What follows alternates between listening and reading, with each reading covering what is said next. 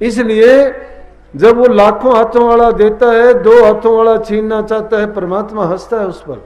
और जब लाखों हाथों वाला छीनना चाहता है, 2 हाथों वाला किसी को कुछ देना चाहता है, तो भी हंसता है। कहता है देखो इंसान की मूर्खता कि मैं तो इसको ऐसा कर देना चाहता हूं, ये इसको ये बनाना चाहता है। इंसान की चतुराई क्या है?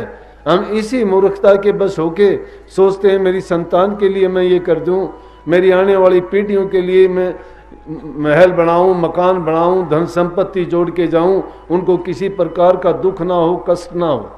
अरे शास्त्रों में तो लिखा है पूत सपूत धन क्यों संची, पूत कपूत धन क्यों संची। पूत सपूत है तो धन इकट्ठा करने की आपको जरूरत नहीं है, किस लिए इकट्ठा करोगे? सपूत होगा अपना कमा के खाएगा, उसको जरूरत नहीं है। और पूत कपूत धन क्यों संची, पूत कपूत है तो उसके लिए भी धन का संचय करने की जरूरत नहीं है, बर्बाद करेगा वो।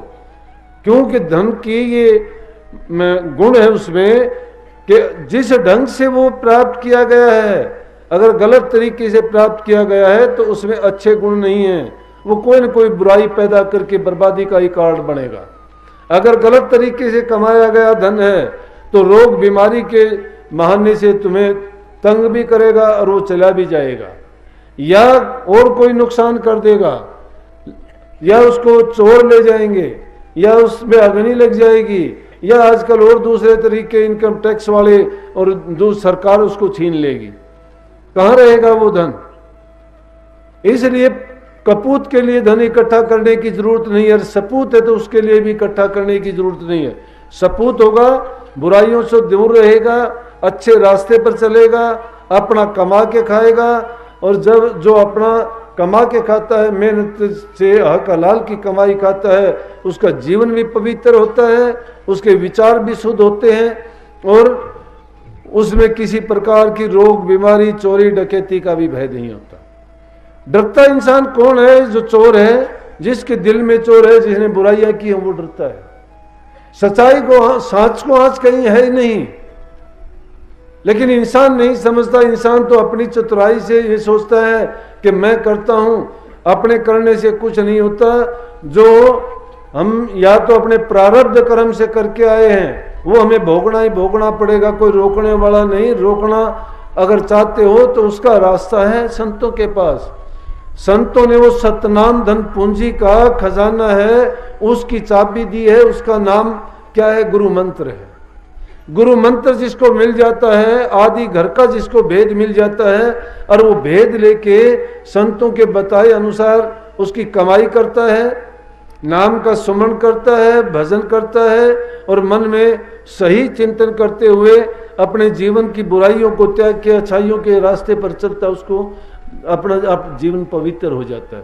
उसकी बुराइयां चाहे लाख कोई कोशिश करो, लाख प्रयत्न करो, कितने भी तरीके अपनाओ, उसका कुछ नहीं बिगाड़ पाओगे। प्रहलाद भगत के लिए देखो कि वो परमात्मा का सच्चा भगत था, उसका रोम भी बांका नहीं हुआ, रोम भी नहीं टूटा।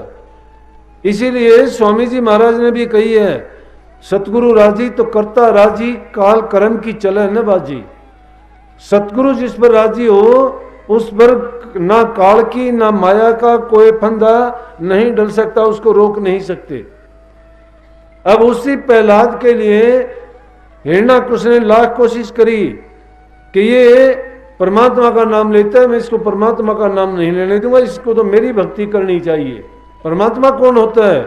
मेरे अंदर वो शक्ति है कि अगर ये ऐसा नहीं करेगा मुझे ऐसे पुत्र की जरूरत नहीं। लाख कोशिश करी लेकिन कुछ नहीं बिगाड़ पाया। चिंता मेरे लिए लगा, मैं क्या करूं?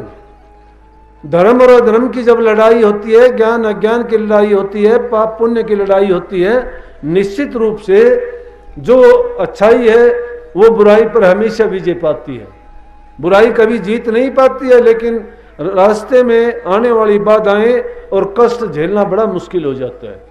लेकिन जो विचलित नहीं होता वो अपनी मंजिल पर निश्चित रूप से जाता है। इसीलिए हम संसारी जीव हैं, और जो संत मत की लाइन में आए हैं, जो मुक्ति की खोज करना चाहते हैं, जीवन मुक्त, अपने जन्म मरण से जो बंधन से छुटकारा पाना चाहते हैं, वो निश्चित रूप से अपने मन में ये यकीन कर ले, तसल्ली रखें कि कष्ट जरूर आएंगे, परीक्षा जरूर होगी।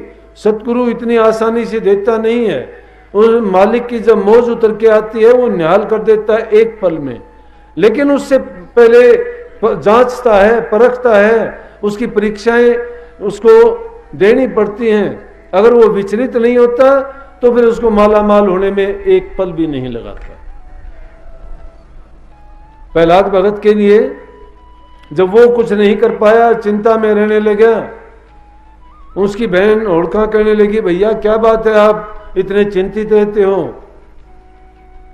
तो कहने लगा कि मुझे इसका भय है कि ये तो पूरी दुनिया को नास्तिक बनाता जा रहा है, ये तो राम की भक्ति करता है, राम का नाम जपाता है, लोग इसको ज्यादा पसंद करते हैं, तो ये तो मेरे राज में और राज कार्यों में खलल डालता है।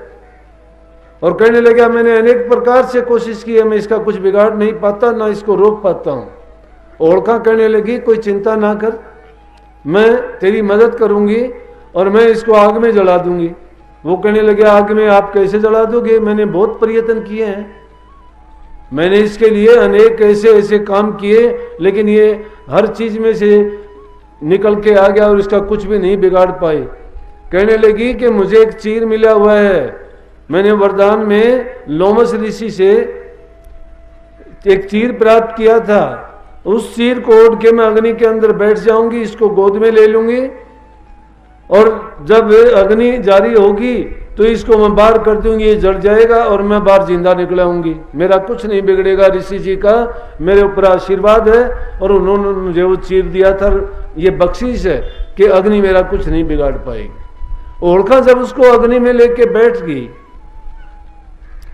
तो वही बात हुई ना, जिसको वो मालिक चाहता है बचाना और दूसरे लोग चाहते हैं उसको दुख देना। अरे जिसकी हम भक्ति करते हैं उसकी शक्ति संसार में, जो पूरी दुनिया को चलाने वाला है, जो 84 लाख योनि में सबको, कीट पतंगे हाथी तक के जानवरों की, सबकी, रात दिन पत्थर में रहने वाले कीड़े की भी संभाल करता है, सबको सब कुछ वो देता है और उसके इशारे के बिना पत्ता तक नहीं हिलता, तो दूसरे लोग बिना बुद्धि की बात करते हैं कि उसके काम में दखल देके चाहते हैं कि हम ये करें, हम वो करें। हाँ, इंसान को ये आजादी जरूर दी गई है कि वो करनी करके उन तक पहुंच सकता है, ये रास्ता ही परमात्मा ने खोला था, इसीलिए परमात्मा ने इंसान को अपना रूप दिया। परमात्मा ने इंसान में बुद्धि सबसे ज्यादा देके उसको ये बता दिया कि अगर अपने बुद्धि को, अपने मन को ये सन्मार्ग पर लगा के अच्छी करनी करके अगर मुझे खोजेगा तो मैं इंसान के रूप में मिल सकता हूं, दूसरा कोई भी तरीका नहीं कि मिल सकूं। इसलिए 84 लाख के जो जीव हैं वो तो भटकते फिरते हैं, उनको कोई रास्ता नहीं है, जो जिस रूप में है उसी रूप में वो काम करते हैं। लेकिन इंसान को ये खूबी दी कि इंसान वो अच्छी करनी करके, प्रभु की भक्ति करके, माध्यम से अपनी कमियों को, गलतियों को निकाल के, जो भी हमें बुरी आदतें हमारे जीवन में लग चुकी हैं उन बुरी आदतों से निजात पाके अपने जीवन को सही रास्ते पर ले जा सके। क्या किया? जब वो बचाना चाहता है तो कौन उसका बिगाड़ देगा? अग्नि के अंदर ओढ़का बैठ जाती है, हवा इतनी जोर से तेज चलती है कि होड़का से वो चीर उखाड़ के प्रहलाद भगत को तो चीर के नीचे ढक देती है और होड़का जो बुरा कर्म करने वाली थी वो जल जाती है। आज भी उस परिपाटी को हम अपने इस त्योहार को इस खूबी से मनाते हैं कि उसमें प्रहलाद भगत जो बनाते हैं उसको तो निकाल लेते हैं, बाकी का चारों तरफ का सामान जो है वो जल के भस्म हो जाता है। पटाखे खुशियों के बजाते हैं, ये राक्षस लोग उसके चारों तरफ खड़े थे, कोई तलवार लेके, कोई भाले लेके, कोई बंदूकें लेके, जो भी उस जमाने में हथियार थे वो चारों तरफ से इसलिए खड़े थे कि अगर होड़खा से प्रहलाद बच गया तो उसको हम मार देंगे। लेकिन जब देखते हैं कि अग्नि जिसको नहीं जला सकी, इसलिए वो परमात्मा का जो नाम है उसको अग्नि जला नहीं सकती, हवा उड़ा नहीं सकती, वो किसी भी युग में कभी भी मिथ्या नहीं है, वो सत्य है। लेकिन उस सत्य को जान के भी उसकी जब कमाई नहीं करते हैं तो हम तो मिथ्या हो गए। अब कमी किसकी है? कमी उसकी है जो करता नहीं है, कमी उसकी है जो उस बताए हुए रास्ते पर चलता नहीं है, अपने जीवन को उसमें ढालता नहीं है। ये बातें कोरी कहने के लिए नहीं बनी।